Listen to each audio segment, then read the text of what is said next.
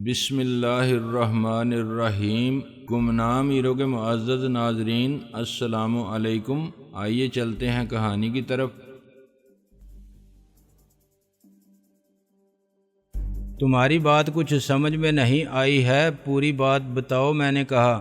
وہ میری بات کاٹتے ہوئے بیزاری سے بولی، بات کچھ بھی نہیں ہے، بس جانو کی طرف سے کچھ احکامات آئے تھے، سب لوگ ہنگامی طور پر یہاں سے رخصت ہوئے تھے، بہت سا سامان بھی اپنے ساتھ لے گئے تھے، مجھے اس کیبن میں موجود رہنے کا حکم ملا تھا، اس کے علاوہ حکم یہ تھا کہ میں چاروں طرف نظر رکھوں، اس کیبن سے دور دور تک کا منظر نظر آتا ہے، مجھ سے کہا گیا تھا کہ اگر میں کچھ لوگوں کو کلب کی طرف آتے دیکھوں اور مجھے اندازہ ہو جائے کہ وہ کلب میں داخل ہو چکے ہوں گے تو میں اس بٹن کو دبا دوں۔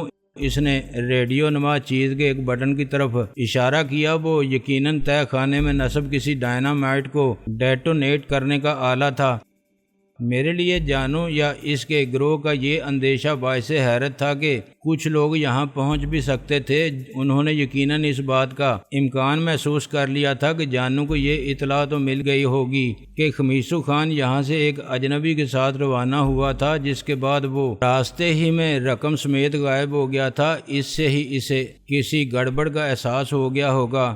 انہوں نے ایسے انتظامات کر رکھے تھے کہ اگر کبھی پولیس وغیرہ کی اس اڈے تک رسائی ہو تو زرتاج اس کی مالک ظاہر ہو، لیکن آج انہوں نے اس عشرت گدے کو خالی کر دیا تھا، اسلحہ وغیرہ بھی یہاں سے ہٹا دیا تھا اور یہ انتظام بھی کر گئے تھے کہ اگر کچھ لوگ اس ٹھکانے تک پہنچتے دکھائی دیں تو ان لوگوں سمیت اس اڈے کو دھماکے سے اڑا دیا جائے۔ اس میں یقیناً جانو کی کچھ اور مصلحت رہی ہوگی، لیکن اب جانو اس دنیا میں نہیں تھا، شاید اس کے بیشتر ساتھی بھی ٹھکانے لگ چکے تھے، اس لیے اس مصلحت کے بارے میں کوئی کچھ نہیں بتا سکتا تھا، صرف اندازے قائم کیے جا سکتے تھے۔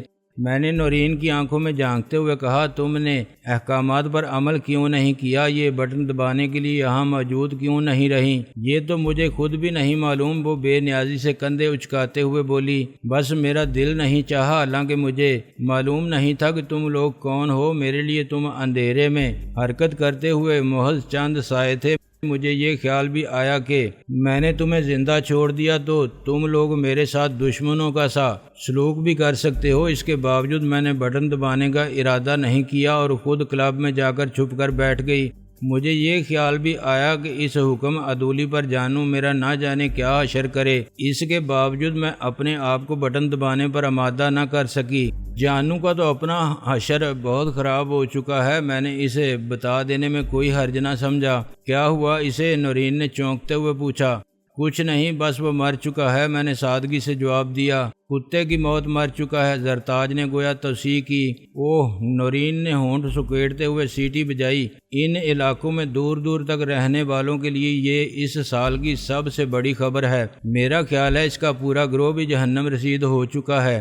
مجھے اپنے کانوں پر یقین نہیں آ رہا، نورین کی مخمور آنکھیں پھیل گئیں، لیکن دوسرے لمحے وہ طمانینت کی گہری سانس لیتے ہوئے بولی، چلو اب کم از کم میں اس کے عذاب سے تو بچی رہوں گی، میں نے تم لوگوں کو مرنے سے بچا تو لیا تھا، لیکن اب دل ہی دل میں ڈر بھی رہی تھی کہ یہ نیکی مجھے مہنگی پڑے گی۔ زندگی میں پہلی بار اتنی بڑی نیکی کی تھی، میری زندگی بھی تو چھوٹی موٹی نیکیوں کا گزر بھی کم ہی رہا ہے، تمہاری یہ نیکی رائے گاہ نہیں جائے گی، میں نے کہا اور آگے بڑھ کر ریڈیو نما آلے کا وہ سرخ بٹن دبا دیا جس کی طرف چند لمحے پہلے نورین نے اشارہ کیا تھا۔ اس طرح اچانک کسی کو بھی مجھ سے اس حرکت کی توقع نہیں تھی۔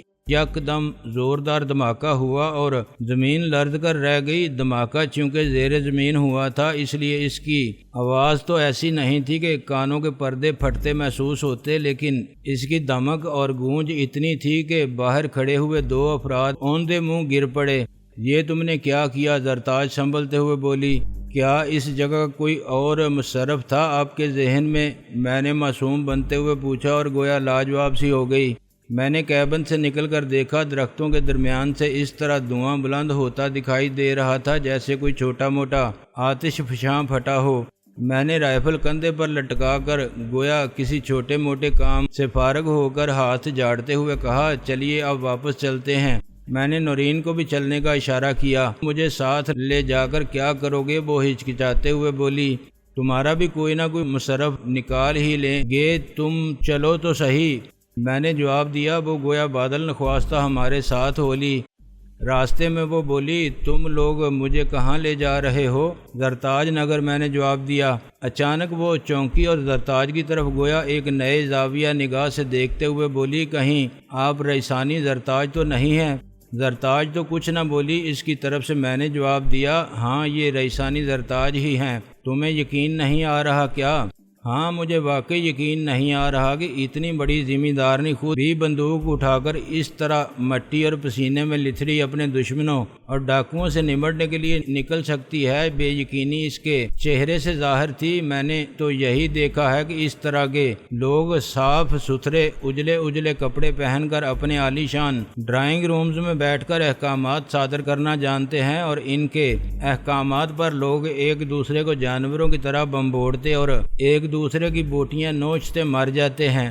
زرتاج اب بھی خاموش تھی۔ میں نے ایک نظر اس کی طرف دیکھ کر کہا، دنیا میں ہر طرح کے لوگ پائے جاتے ہیں۔ پھر میں نے زرتاج کو مخاطب کرتے ہوئے موضوع بدلنے کی کوشش کی۔ بعض کام کتنے مشکل نظر آتے ہیں لیکن کتنی آسانی سے ہو جاتے ہیں۔ آج کی رات گو کہ بہت باری گزری ہے، لیکن کم از کم میں نے سوچا بھی نہیں تھا کہ سر سے اتنا بڑے بڑے بوجھ ہٹ جائیں گے۔ جانو کے گروہ کا خاتمہ بھی ہو جائے گا اور اس کا یہ خطرناک ٹھکانہ بھی تباہ ہو جائے گا۔ امداد غیبی اسی کو کہتے ہیں۔ زرتاج مدھم سی مسکراہٹ کے ساتھ بولی، اس وقت تک ہم لوگ گھنے درختوں کی اس پٹی تک پہنچ چکے تھے جو دائرے کسی صورت میں پھیلی ہوئی تھی۔ ان کے درمیان سے بدستور دھواں اٹھتا دکھائی دے رہا تھا۔ ہم اس طرف پہنچے جدھر سے اس دائرے میں داخل ہونے کا راستہ بنا ہوا تھا۔ اس راستے پر پہنچ کر ہم نے دیکھا درختوں کے درمیان کھنڈر کا بیشتر حصہ اب بالکل ہی تباہ ہو چکا تھا۔ وہاں ایک بڑا سا گڑھا پڑ گیا تھا جس سے دھواں اور پھڑپھڑاتے ہوئے شعلے بلند ہو رہے تھے۔ ایسا معلوم ہوتا تھا کہ زمین شک ہو گئی تھی اور زیر زمین کوئی آتش فشاں پھٹ گیا تھا۔ گو کے اوپر سے زمین زیادہ نہیں پھٹی تھی اور شعلے بھی زیادہ بلند ہوتے نظر نہیں آ رہے تھے، لیکن تپش ہم لوگوں تک پہنچ رہی تھی۔ زمین میں پیدا ہونے والے شگاف سے بار بار کثیف دھوئیں کے مرگولے باہر آنے لگتے تھے اور کبھی کبھی ہلکی سی گڑگڑاہٹ بھی سنائی دے رہی تھی۔ چند لمحے تک خاموشی سے یہ نظارہ دیکھنے کے بعد ہم لوگ اس طرف چل دیے جدھر سے ہم اپنی گاڑیاں چھوڑ کر آئے تھے۔ اس وقت تک صبح کا اجالا پھیل چکا تھا۔ اب ویرانہ بھی خوبصورت اور پرسکون لگ رہا تھا۔ کہیں کہیں جھاڑ جھنکاڑ اور درخت نظر آ رہے تھے، مگر اس وقت وہ بھی نکھرے نکھرے دکھائی دے رہے تھے۔ شاید ہمارے اندر کا موسم بدل چکا تھا۔ کم از کم میں اس وقت خود کو بہت ہلکا پھلکا محسوس کر رہا تھا۔ رات بھر کی اعصابی کشیدگی کے بعد اب صبح کی تازہ ہوا میں سکون کی سانس لینے کا موقع ملا تھا۔ ہم سب نے رائفلیں وغیرہ کندھوں پر لٹکا لی تھیں۔ دوسرے لمحے مجھے معلوم ہوا کہ سکون میری قسمت میں زیادہ دیر کے لیے نہیں تھا۔ پرندہ جہاں ایک لمحے کے لیے غافل ہوتا ہے، عموماً صیاد وہیں چھپا ہوتا ہے۔ ہم گاڑیوں کے قریب پہنچے ہی تھے کہ ایک کھردری سی آواز سنائی دی، ہینڈز اپ۔ میں نے رائفل کندھے سے اتارنے کے لیے تیزی سے ہاتھ بڑھایا ہی تھا کہ فائر کی آواز گونجی اور گولی میرے بالوں کو چھوتی ہوئی گزری۔ دونوں گاڑیوں کے عقب سے کنوں کی نالیں جھانک رہی تھیں۔ ہم نے ایک دوسرے کی طرف دیکھا اور آہستگی سے ہاتھ اٹھا دیے۔ گاڑیوں کے عقب سے دو مرد اور ایک عورت نکل آئی۔ پہلی نظر میں تو عورت بھی مرد ہی دکھائی دی تھی۔ میں نے فوراً اسے پہچان لیا، وہ جانو کی بیوی تھی، بلکہ بیوہ سونیا تھی، لیکن اس وقت وہ ویسٹرن فلموں کا کوئی کردار معلوم ہو رہی تھی۔ مجھے یاد پڑتا تھا کہ اس حلیے میں دیکھا تھا، وہ جیسی جینز اور جیکٹ میں تھی، پیروں میں فل بوٹ تھے، سر پر صرف فلیٹ ہیٹ کی کمی تھی۔ اس کی جگہ وہ کھلاڑیوں جیسی پیک اپ پہنے ہوئے تھی۔ اس کی کمر کے گرد گولیوں کی پیٹی لپٹی ہوئی تھی اور ہاتھ میں لمبی نال اور لمبی ہی رینج کا ایک نہایت خطرناک بیریٹا پسٹل تھا۔ پی کیپ کے نیچے اس کے ریشمی تراشیدہ بال ہوا کے جھونکوں کے ساتھ ہلکورے سے لے رہے تھے۔ اس وقت شاید وہ کافی خوبصورت اور پرکشش نظر آتی، لیکن غیظ و غضب سے اس کا چہرہ کچھ بگڑا ہوا سا تھا۔ دو مرد جو اس کے ساتھ تھے، ان پر نظر ڈالتے ہی اندازہ ہوتا تھا کہ وہ ڈاکو تھے۔ اس کا مطلب تھا کہ جانو کے گروہ کا مکمل خاتمہ نہیں ہوا تھا، ابھی اس کی نہ جانے کتنی نشانیاں باقی تھیں۔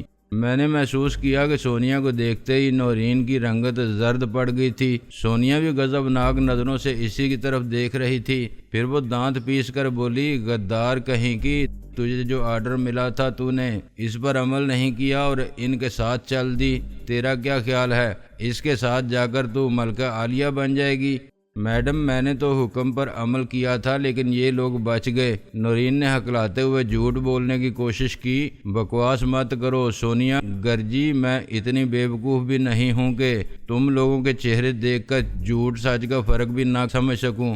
دوسرے ہی لمحے دھماکہ ہوا اور نورین ڈھیر ہو گئی۔ ایک لمحے کے لیے تو مجھے یہی محسوس ہوا جیسے کسی نے میرے دل پر گولی مار دی ہو۔ میں نے سوچا بھی نہیں تھا کہ سونیا گولی چلانے میں اتنی تیزی دکھائے گی۔ اس نے تو ویسٹرن فلموں کی ہیروئنوں کو بھی مات کر دیا تھا۔ نورین اوندے منہ گری تھی اور گرتے ہی ساکت ہو گئی تھی۔ اس کی پشت پر کندھے کے نیچے سوراخ نظر آ رہا تھا جس سے خون ابل رہا تھا۔ گولی یقیناً اس کے دل سے گزر گئی تھی۔ میں نے اس پر جھکنے کی کوشش کی لیکن سونیا خطرناک انداز میں پستول کو حرکت دیتے ہوئے بولی، تم بالکل سیدھے اور ساکت کھڑے رہو ورنہ تمہارا بھی یہی انجام ہوگا، حالانکہ تمہارے لیے میرے دل میں نرم گوشہ موجود ہے۔ گو مجھے یہ بھی معلوم ہو چکا ہے کہ میرا شوہر اور گروہ کے زیادہ تر لوگ تمہاری وجہ سے مارے جا چکے ہیں، لیکن شاید میں تمہیں معاف کر دوں۔ شرط صرف یہی ہے کہ میرے سامنے ہیرو بننے کی کوشش نہ کرنا۔ میں ساکت ہو چکا تھا لیکن اسے یقیناً اندازہ نہیں تھا کہ میرے دل میں کیا شعلہ سا بھڑک اٹھا تھا۔ نورین بلا شبہ ہماری محسنہ تھی۔ اس نے موقع حاصل ہوتے ہوئے بھی ہماری ہلاکت کا سامان نہیں کیا تھا۔ ہم جس وقت طے خانے میں تھے ہمیں گمان تک نہیں تھا کہ محض ایک بٹن دبانے سے ہمارے پر خچے بھی اڑ سکتے تھے۔ نہ جانے اس کی کس سوچ نے ہمیں دوسری زندگی دی تھی اور اسے ہمارے سامنے کسی حقیر جانور کی طرح مار دیا گیا تھا۔ یہ حقیقت میرے لیے ناقابل برداشت تھی لیکن میں اپنے سینے میں امڑتے ہوئے غیظ و غضب کو دبائے بظاہر بالکل پرسکون کھڑا تھا۔ میں نے کن اکھیوں سے زرتاج کی طرف دیکھا۔ اس کا چہرہ سپاٹ تھا اور وہ ایک ٹک سونیا کی طرف دیکھ رہی تھی۔ سونیا کے دونوں ساتھی ڈاکوؤں نے ہمیں کور کیا ہوا تھا اور وہ پلک نہیں جھپک رہے تھے۔ سونیا حقارت آمیز نظروں سے زرتاج کا سرتاپا جائزہ لیتے ہوئے بولی، تم یقیناً زرتاج ہو، تمہیں دیکھا نہیں تھا لیکن جانو کی زبانی تمہاری باتیں سن سن کر اندازہ ہو چکا تھا کہ تم کیسی عورت ہوگی۔ تمہارے عشق میں پاگل تھا، وہ تمہارے ہی ہاتھوں انجام کو پہنچ گیا۔ میں ابھی تک سمجھ نہیں سکی کہ تم کیا کہنا چاہتی ہو۔ زرتاج نہایت پرسکون لہجے میں بولی، میں یہ کہنا چاہتی ہوں کہ جانو کو مار کر تم یہ مت سمجھ لینا کہ تمہیں اس علاقے میں دشمنوں سے نجات مل گئی۔ سونیا تند لہجے میں بولی، اب میں تمہیں پاکستانی پھولن دیوی بن کر دکھاؤں گی، لیکن نہیں، تم بھلا یہ سب کیسے دیکھ سکو گی؟ سب سے پہلے تو میں تم ہی کو ہلاک کروں گی، اب اور اسی وقت۔ زرتاج بے ساختہ ہنس دی لیکن فوراً ہی سنجیدہ ہوتے ہوئے بولی، میں نے تو سنا تھا کہ تم خاصی پڑھی لکھی عورت ہو، اس میں کیا شک ہے؟ سونیا اس کی بات کاٹتے ہوئے تیزی سے بولی، اس کے باوجود تم نے اتنے گھٹیا آئیڈیل بنا رکھے ہیں۔ زرتاج حقارت سے بولی، پھولن دیوی بننا چاہتی ہو تم؟ لعنت ہے تم پر۔ میری توقع کے برعکس سونیا نے لعنت کا زیادہ برا نہیں منایا، تاہم کشیدہ سے لہجے میں بولی، تم جیسے لوگوں نے اور تمہاری اس سوسائٹی نے اس کے علاوہ میرے لیے راستہ ہی کون سا چھوڑا ہے؟ زرتاج نے میری طرف دیکھا اور ایک طویل سانس لی۔ وہی معاشرے کا رونا۔ دنیا کے زیادہ تر برے لوگوں نے اپنی خباستوں کا جواز گڑھنے کے لیے یہ اچھا افسانہ تراش رکھا ہے۔ بہت کم لوگوں کو برا بنانے میں معاشرے یا حالات کا ہاتھ ہوتا ہے، لیکن الاپنے کے لیے سب کو یہی راگ مل جاتا ہے۔ نظریہ تو میرا اپنا بھی یہی تھا، تاہم میں خاموش رہا۔ سونیا پر زرتاج کی بات کا کوئی اثر نہ ہوا۔ وہ کھردرے لہجے میں بولی، بکواس بند کرو اور تم سب اپنے اپنے ہتھیار پھینک دو۔ زرتاج اس کا حکم ان سنا کرتے ہوئے بولی، میں چاہتی ہوں تمہیں مجھ جیسے لوگوں اور اس معاشرے سے شکایت نہ رہے۔ میں تمہیں موقع دیتی ہوں کہ تم اب بھی پھولن دیوی بننے کا خیال دل سے نکال دو۔ تم میرے ساتھ چلو، تمہیں باعزت زندگی گزارنے کے لیے جو بھی مدد درکار ہوگی وہ میں فراہم کروں گی۔ تم ذرا دبنگ قسم کی عورت معلوم ہوتی ہو، میں تمہیں اپنی زمینوں کی مینیجر بنا دوں گی۔ میں چاہتی ہوں عورتیں اس قسم کے کاموں میں بھی آئیں۔ یہ پہلی مثال ہوگی کہ ایک بڑی زمیندارنی کی زمینوں کی مینیجر بھی عورت ہوگی۔ مجھے چارہ مت ڈالو، مجھے معلوم ہے تم اس قسم کے خواب دکھا کر مجھے لے جا کر پولیس کے حوالے کر دو گی۔ جانو کی بیوی اور اس کی شریک کار کی حیثیت سے میں بھی پولیس کو مطلوب ہوں۔ سونیا برا سا منہ بنا کر بولی، میں اتنی اچھی عورت نہیں ہوں کہ جان بچانے کے خوف سے جھوٹ بولنے لگوں، جھوٹے وعدے کرنے لگوں۔ میں تو ان لوگوں میں سے ہوں جو وعدے نبھانے کے لیے جان بھی دے دیتے ہیں۔ تمہیں پولیس سے بچانے کی ذمہ داری بھی میں لیتی ہوں۔ اب تمہیں کیا اعتراض ہے؟ میں نے تو سنا تھا کہ تم اپنے شوہر کے ڈاکو ہونے سے بیزار ہو، تم اس دلدل میں آ کر پھنس گئی تھیں، یہ تمہارے آئیڈیلز نہیں تھے وغیرہ وغیرہ، لیکن اب تم خود ڈاکو بننے نکل کھڑی ہوئی ہو۔ جانو ڈاکو تھا یا دہشت گرد، وہ بہرحال میرا شوہر تھا۔ میں اسے ہلاک کرنے والوں کو معاف نہیں کر سکتی۔ میرے ساتھ اس سے پہلے بھی خون میں رنگے ہوئے ہیں، اب یہ غدار بھی میرے ہاتھوں ماری جا چکی ہے۔ اس نے نورین کی لاش کی طرف اشارہ کیا۔ اب تم لوگوں کو بھی زندہ چھوڑنے کا میرا ارادہ نہیں ہے، ظاہر ہے اس کے بعد میرے سامنے واپسی کا راستہ نہیں رہے گا۔ فی الحال تو راستہ موجود ہے، لیکن اپنے لیے راستے تم خود بند کر رہی ہو۔ زرتاج بولی، ان دو آدمیوں کے علاوہ بھی کچھ آدمی میرے ساتھ ہیں جو اپنی جان پر کھیل کر مجھے اپنی سردارنی سمجھ کر جانو کی چھوڑی ہوئی بادشاہت کی حفاظت کی کوشش کر رہے ہیں۔ میں انہیں مرنے کے لیے چھوڑ کر تمہارے سائے میں پناہ نہیں لے سکتی۔ یہ میرے لیے جانیں دینے والے لوگ ہیں، میں بھی ان کی خاطر جان دے سکتی ہوں۔ دیکھا، میں تو پہلے ہی کہہ رہی تھی کہ اصل میں تم جیسے لوگوں کا خمیر ہی خراب ہوتا ہے۔ معاشرے اور حالات کے تو صرف بہانے ہوتے ہیں، صرف برے لوگ ہی برے لوگوں کے لیے جان دینے کو تیار رہتے ہیں۔ زرتاج بولی، سونیا کے ساتھی ڈاکوؤں میں سے ایک بے تابی سے کلاشنکوف کو حرکت دیتے ہوئے ہم پر سے نظر ہٹائے بغیر سونیا سے مخاطب ہوا، میڈم اس قصے کو جلدی ختم کریں، ابھی ہمیں اڈے پر واپس جا کر بہت سے کام نپٹانے ہیں۔ سونیا اس کی طرف دیکھے بغیر ہاتھ کے اشارے سے اسے گویا تسلی دیتے ہوئے بولی، غم نہ کرو، میں بات ان سے کر رہی ہوں، لیکن میرا دماغ دوسری طرف بھی کام کر رہا ہے۔ ہمارا بڑا نقصان ہوا ہے، سارا نقصان تو پورا نہیں ہو سکتا، لیکن اگر ہم زرتاج کو ساتھ لے چلیں تو کچھ نہ کچھ نقصان ضرور پورا ہو جائے گا۔ شاید ایسے ہی موقعوں کے لیے کہا گیا ہے کہ لالچ بری بلا ہے۔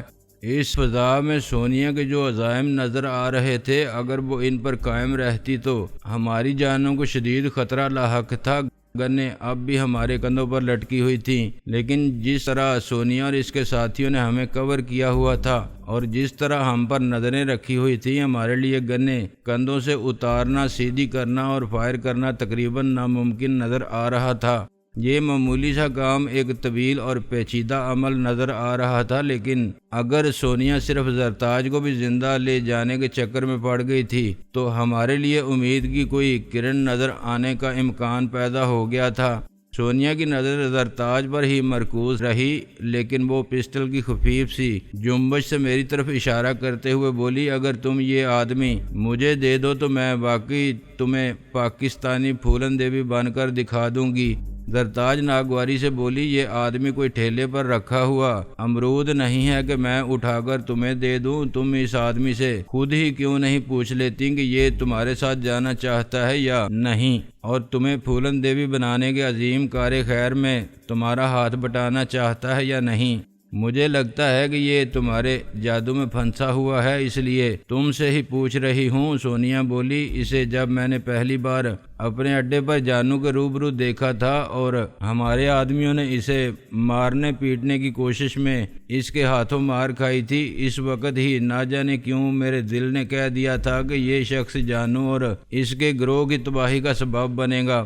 اس کے باوجود ساتھ لے جانا چاہتی ہو؟ زرتاج چبھتے ہوئے لہجے میں بولی، ہاں میرے خیال میں یہ مانم موجی ہے، اس کوئی منزل نہیں۔ اسے اپنا فائدہ نظر آئے یا کسی طرف اس کا دل پلٹ جائے تو یہ کسی کا بھی ساتھی بن سکتا ہے۔ اس الو کی پٹھی نے میرے بارے میں بہت ہی غلط اندازہ قائم کیا تھا، تاہم میں خاموش ہی رہا۔ کوئی اور موقع ہوتا تو شاید میں اس کی باتوں سے لطف اندوز ہوتا۔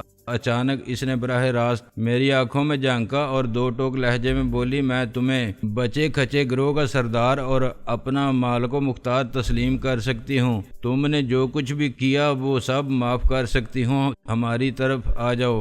زرتاج بے شک ایک دولت مند ذمہ دارنی ہے، لیکن ہمارے پاس بھی کافی دولت موجود ہے، تم میرے ساتھ مل جاؤ تو ہم اس گروہ کو شاید پہلے سے بھی بڑا کر لیں، زیادہ مضبوط، زیادہ طاقتور بنا لیں۔ زرتاج کے ساتھ رہ کر تمہیں کیا ملے گا؟ اگر اس نے تم سے شادی کر بھی لی ہوتی تو تمہاری عمر اس کی جوتیاں سیدھی کرتے ہی گزرتی، اور اب تو اس کا بھی کوئی امکان نہیں، کیونکہ تمہاری زندگیاں اب میرے ہاتھ میں ہیں۔